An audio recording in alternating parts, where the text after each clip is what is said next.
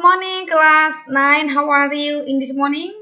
Hope you have a good condition and hope you enjoy our lesson. So, anak-anak Miss, today before we start our lesson, Miss mau ingatkan kalian, remembering about conversation, only hanya 5 kata sifat atau 5 adjective. The first, kuat. Kuat is strong. Second, lemah. Lemah itu weak. Third, bosan. Bosan itu bored.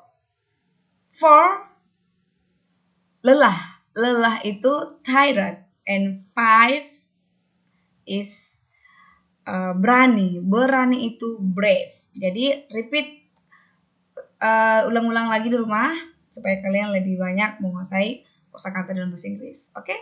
Don't forget ya. So today mari kita mulai pelajaran PKN dengan judul kita hari ini, sikap positif terhadap pokok pikiran pembukaan Undang-Undang Dasar Negara Republik Indonesia tahun 1945. Oke, silakan fokus dan dengarkan baik-baik penjelasan dari Miss Riris. Nah, oke. Sikap positif. Nah, berarti hal-hal yang positif yang akan kita lihat dari pokok pikiran pembukaan Undang-Undang Dasar kita. Jadi yang pertama itu adalah contoh pokok pikiran persatuan di dalam lingkungan keluarga. Ini keluarga ya. Ada nenek, kakek, ayah, ibu, anak-anak, cucu-cucu. Nah, jadi di dalam keluarga itu dalam pokok pikiran persatuan contohnya keluarga bisa menghargai satu dengan yang lain, menjaga sesama anggota keluarga, rukun, serta sopan santun dengan saudara dan orang tua. Jadi dalam keluarga itu sangat perlu kita saling menghargai anggota-anggota keluarga.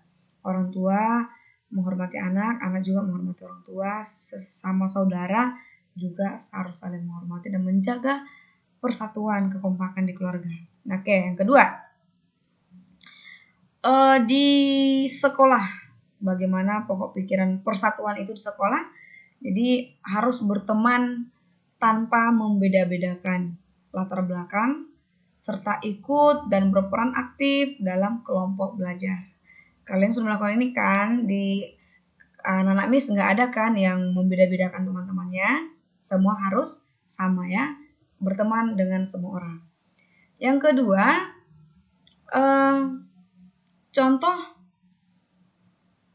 pokok pikiran persatuan dalam lingkungan masyarakat itu seperti gambar ini, membaur dengan masyarakat sekitar tanpa membeda-bedakan dan ikut serta dalam kegiatan bersama tetangga seperti gotong royong, kerja bakti. Jadi ini lingkungan sekitar, mereka sedang membersihkan lingkungan daerahnya, kerja bakti ya.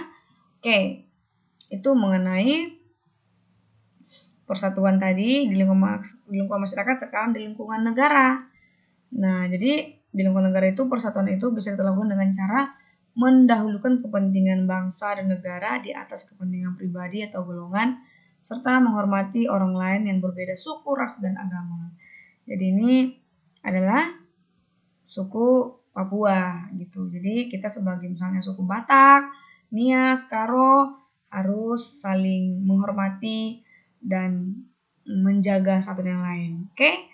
Nah, berikutnya, contoh pokok pikiran mengenai keadilan sosial dalam alinea kedua, itu di lingkungan keluarga itu tidak boleh memaksakan kehendak terhadap anggota keluarga lain, harus bersikap adil terhadap anggota keluarga lain. Jadi tidak pilih-pilih bulu gitu ya.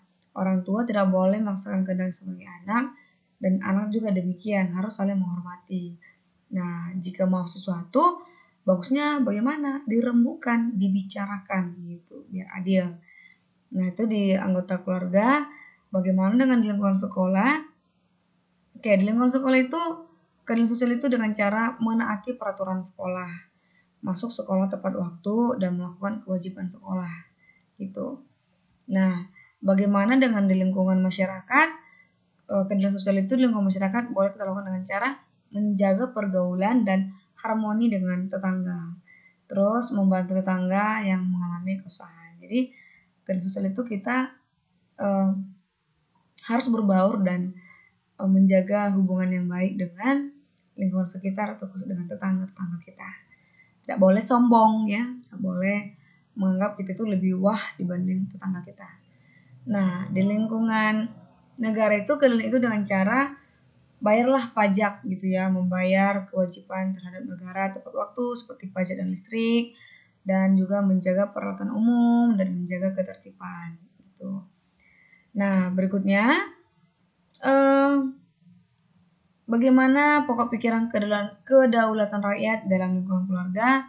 Itu dengan cara keluarga itu harus berdiskusi dan bermusyawarah untuk menentukan atau memilih sebuah tindakan yang tepat gitu. Jadi harus ada diskusi musyawarah antara ibu dan ayah, suami dan istri, dan orang tua dengan anak-anak. Dengan berdiskusi itu akan mendapatkan sebuah kesepakatan yang disukai oleh bersama, tidak pemaksaan. Nah, bagaimana dengan lingkungan sekolah? Di lingkungan sekolah itu, kedaulatan rakyat itu dilakukan dengan cara melakukan musyawarah atau mufakat untuk menyelesaikan masalah bersama dan menghargai pendapat teman dalam diskusi kelompok. Jadi, anak misalkan ini misalnya berdiskusi, misalnya si A memberikan pendapat, si B kurang setuju, si C setuju. Jadi, ada baiknya kalian merembukkan berdiskusi supaya nanti ditemukan, dihasilkan sebuah keputusan yang benar-benar disepakati bersama gitu. Atau misalnya kalau ada kegiatan di sekolah, dalam satu kelas itu pasti musyawarah dulu, atau pemilihan ketua kelas, perangkat kelas pasti dimusyawarahkan gitu ya. Bukan atas pilihan seorang wali kelas, tapi dirembukkan bersama-sama dengan siswa dan anggota kelas. Nah, bagaimana dengan di lingkungan negara?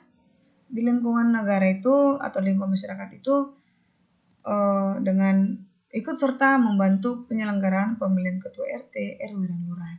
Jadi ikut memilih itu di masyarakat. Nah, kalau negara ikut memilih pemilu dan pilkada gitu.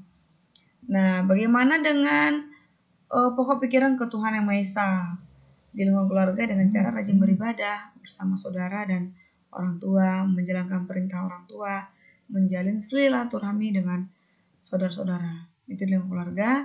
Kalau di lingkungan sekolah, menghargai teman sekolah yang berbeda agama, seperti ketika melakukan ibadah, gitu ya. Kalau teman kita beribadah, kita tidak boleh mengganggu. Nah, bagaimana di lingkungan masyarakat? Di lingkungan masyarakat harus menghargai tetangga yang berbeda agama dengan kita, terutama ketika mereka melaksanakan ibadahnya. Bagaimana dengan lingkungan negara?